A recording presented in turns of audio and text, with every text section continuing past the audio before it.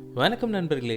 இன்னைக்கு நம்ம வீடியோவில் என்ன பார்க்க போகிறோம் அப்படின்னா, ஆம்பூர் மட்டன் பிரியாணி எப்படி செய்கிறது அப்படிங்கிறது தான் பார்க்க போகிறோம். இது செய்யறதுக்கு நான் ஈஸியான 3 ஸ்டெப்ஸ் வந்து உங்களுக்கு நான் சொல்லித்தர போகிறேன். அந்த 3 ஸ்டெப்ஸை நீங்கள் ஃபாலோ பண்ணீங்க அப்படின்னாலே வீட்டிலேயே சூப்பராக ஆம்பூர் பிரியாணி ரெடி பண்ணலாம். ஸோ இப்போ ஆம்பூர் மட்டன் பிரியாணி எப்படி செய்கிறது அப்படின்னு சொல்லிட்டு இந்த வீடியோவில் போய் பார்க்கலாம் வாங்க.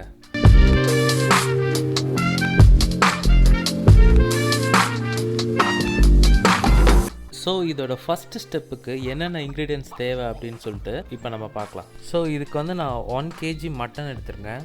அண்டு 1 kg வந்து சீரக சம்பா ரைஸ் 20 minutes வந்து ஊற வச்சு எடுத்து வச்சுக்கலாம். பட்டை, லவங்கம், ஏலக்காய் இது எல்லாமே ஒரு 4 பீஸ் எடுத்துக்கோங்க. 1/2 kg வந்து ஆனியன் எடுத்துக்கோங்க. 1/2 kg வந்து தக்காளி எடுத்துக்கோங்க. ஆம்பூர் மட்டன் பிரியாணி பொறுத்த வரைக்கும் கறிக்கு சரி பாதியான அமௌண்ட் வந்து நம்ம வெங்காயமும் தக்காளியும் வந்து ஆட் பண்ணணும். அதாவது வந்து 1 கிலோ மட்டன் அப்படின்னா 1/2 kg ஆனியன், 1/2 kg தக்காளி ஆட் பண்ணிக்கோங்க. 100 கிராம் வந்து இஞ்சி பேஸ்ட் எடுத்துக்கலாம். 100 கிராம் வந்து கார்லிக் பேஸ்ட் எடுத்துக்கலாம். அதே மாதிரி வந்து ஆம்பூர் மட்டன் பிரியாணிக்கு நீங்கள் இஞ்சி பூண்டு பேஸ்ட் வந்து தனித்தனியாக தான் அரைச்சி போடணும். ரெண்டுமே ஈக்குவல் கிராம்ஸில் அரைச்சி போடணும். அதாவது வந்து இஞ்சி 100 கிராம்னா பூண்டு 100 கிராம் அப்படி சொல்லிட்டு அரைச்சி போடணும். புதினா வந்து ஒரு 1/4 கட்டு எடுத்துக்கலாம். அதே மாதிரி கொத்தமல்லியும் ஒரு 1/4 கட்டு எடுத்துக்கலாம்.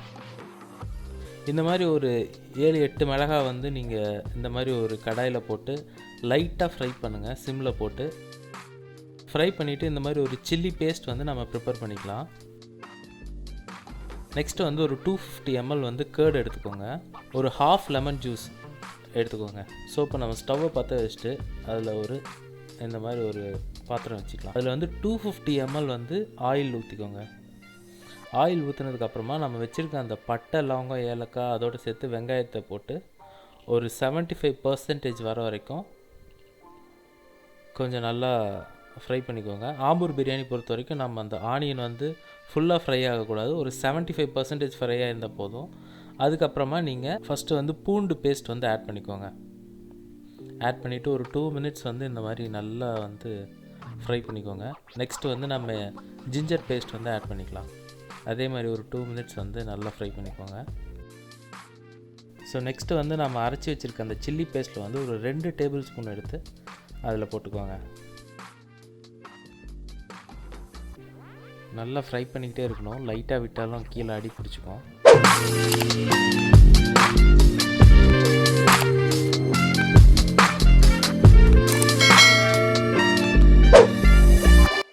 ஸோ நெக்ஸ்ட்டு வந்து ஒரு 2 ஸ்பூன் வந்து சால்ட் ஆட் பண்ணிக்கலாம்.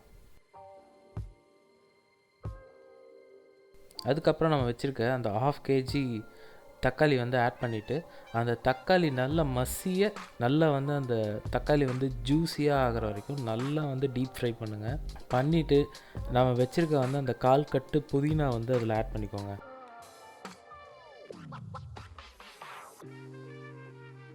அதே மாதிரி நம்ம வச்சுருக்க அந்த 1/4 கட்டு கொத்தமல்லி ஆட் பண்ணிக்கலாம். அதையும் நல்லா ஃப்ரை பண்ணிக்கோங்க.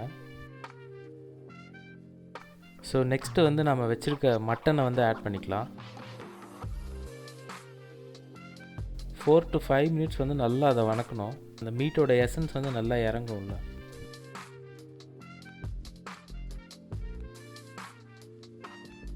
ஸோ நல்லா வணக்கினதுக்கப்புறமா அதில் வந்து நம்ம வச்சுருக்க அந்த 1/2 லெமன் ஜூஸ் ஆட் பண்ணிக்கோங்க. ஆட் பண்ணிவிட்டு நெக்ஸ்ட்டு வந்து அதிலே வந்து அந்த 250 ml வந்து கேர்டு ஆட் பண்ணிக்கோங்க. ஆட் பண்ணிவிட்டு நல்லா வந்து அதை கலந்து விட்டுக்கோங்க.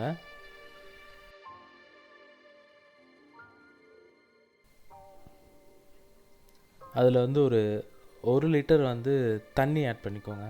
கரெக்டாக 1 லிட்டர் பாட்டிலில் நீங்கள் மெஷர் பண்ணி ஆட் பண்ணிக்கோங்க. ஸோ கறி வேகிறதுக்கு வந்து இந்த மாதிரி ஒரு பாத்திரத்தை போட்டு நம்ம க்ளோஸ் பண்ணிடலாம்.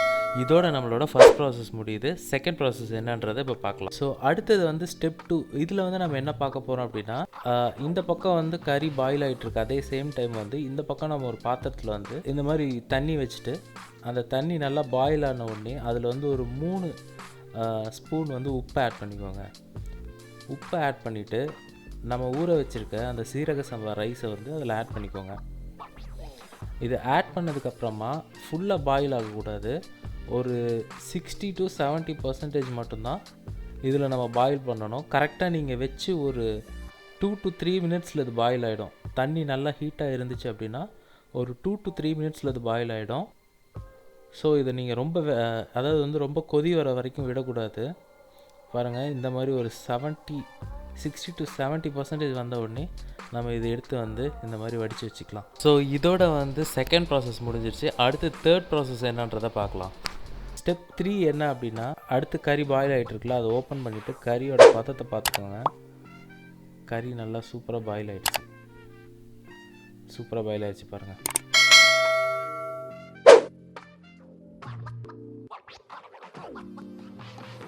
இப்போ வந்து நம்ம அதை வடித்து வச்சுருக்க அந்த அரிசியை வந்து இதில் ஆட் பண்ணிக்கலாம்.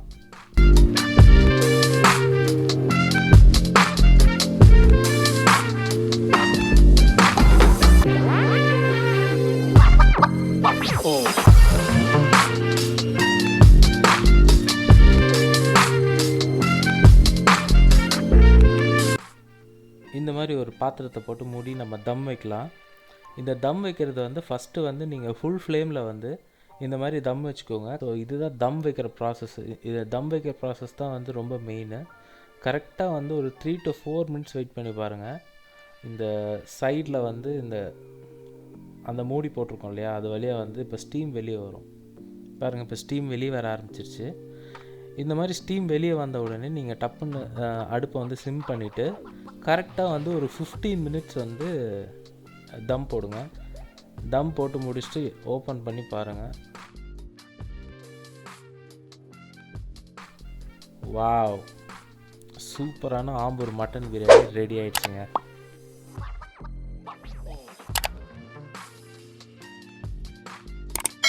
இந்த மாதிரி வந்து மேலாக அப்படியே வந்து கிளறி விட்டுக்கோங்க. பார்த்தீங்களா, அவ்வளோ கலர்ஃபுல்லாக வந்திருக்கு பாருங்கள். ஸோ இந்த 3 ஸ்டெப்பை நீங்கள் ஃபாலோ பண்ணி செஞ்சீங்க அப்படின்னா ரொம்பவே சூப்பரான ஆம்பூர் மட்டன் பிரியாணி நீங்கள் வீட்டிலே செய்யலாம். ஸோ இதை கண்டிப்பாக உங்கள் வீட்டில் ட்ரை பண்ணி பாருங்கள். டேஸ்ட்டு சும்மா அட்டகாசமாக இருக்கும். ஸோ இப்போ சமைச்சது எனக்கும் ரொம்ப பசியாக இருக்குது. ஸோ இப்போ ஃபஸ்ட்டு வந்து நம்ம போய் சாப்பிட்ற வேலையை பார்க்கலாம்.